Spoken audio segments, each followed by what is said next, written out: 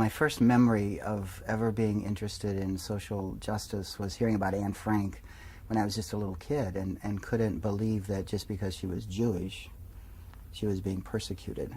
And it seemed just wrong.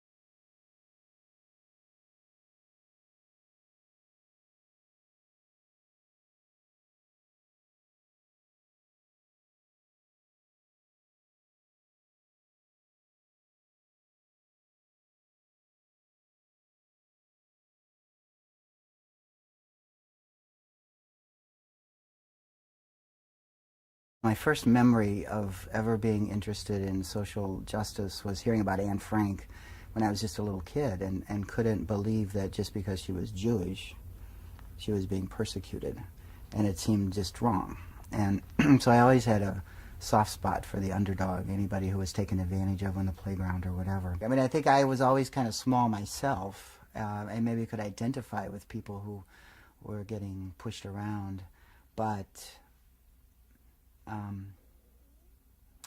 yeah, it almost feels innate or something that maybe it happened before I could even remember.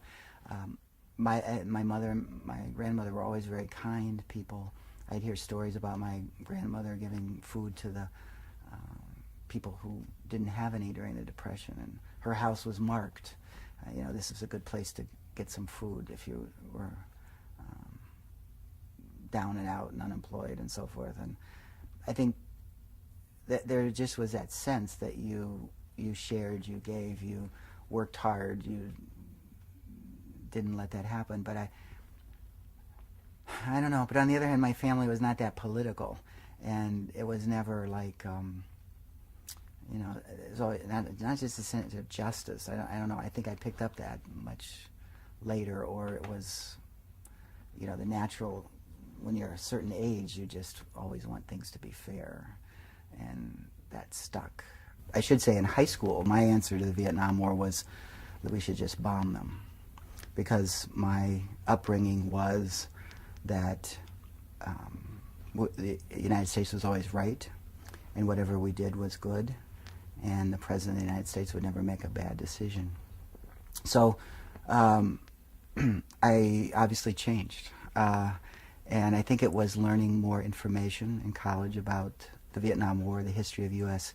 intervention there, history of U.S. involvement in other parts of the world that was negative.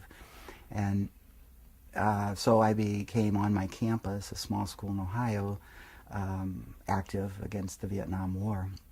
And then when I came to Chicago, I went to my first peace march down Michigan Avenue, and there were people there heckling us and telling us we didn't know what we were talking about because we were young. And yet it was clear that this was the right direction, and I think I was hooked from then on.